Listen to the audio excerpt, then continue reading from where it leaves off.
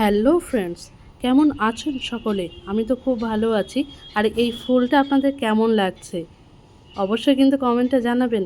আমার তো ভীষণ ভালো লেগেছে এই ফুলটা। আর এই ছোট্ট গাছে এত ফুল হয়েছে বলার মতো না।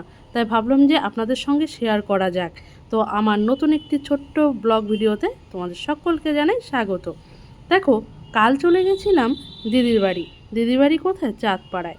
এই যে ঠাকুরনগরের যে মেলাতে গেছিলাম না, যে দিদির সঙ্গে, ওই দিদির বাড়িতে।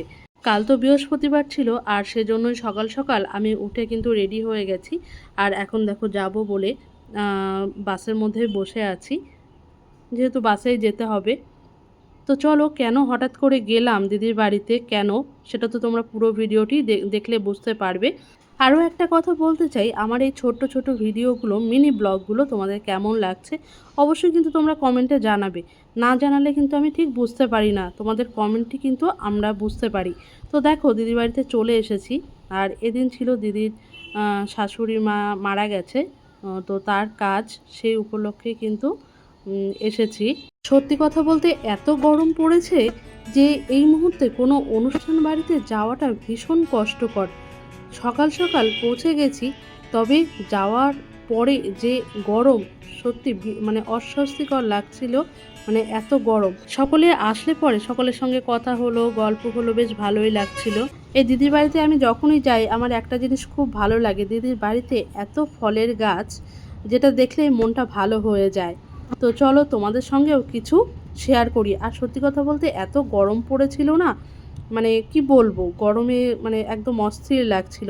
যাই হোক, চলো তোমাদেরকে একটু ঘুরিয়ে দেখাই। আর এখানে দেখো, এত বড় আম হয়েছে, সত্যি এত বড় আর এত সুন্দর আম। আমের রঙটা আমি এই প্রথমবার দেখলাম, তাই ভাবলাম তোমাদের সঙ্গেও শেয়ার করি। এত বড়, আর এখনও আরও বড় হবে। আমি হাতটা দিয়ে জাস্ট বোঝানোর চেষ্টা করছিলাম যে তুমি একটা হাতে কখনোই ধরতে পারবে না, তোমার এই আমটা ধরার জন্য আর একটা হাতের দরকার হবে। তো এত সুন্দর আম হয়েছে। আর এখানে নিচেও অনেক গাছ লাগানো রয়েছে। সেই সঙ্গে তোমাদেরকে দেখাবো ওপরে আরেকটা সুন্দর একটি আম রয়েছে। আর এই আমগুলোর নাম না সবই আমাকে বলেছিল, আমি এই মুহূর্তে ভুলে গেছি। আর এই আমটা কী আম তোমরা জানো? যদি জেনে থাকো অবশ্যই কিন্তু কমেন্টে জানাবে।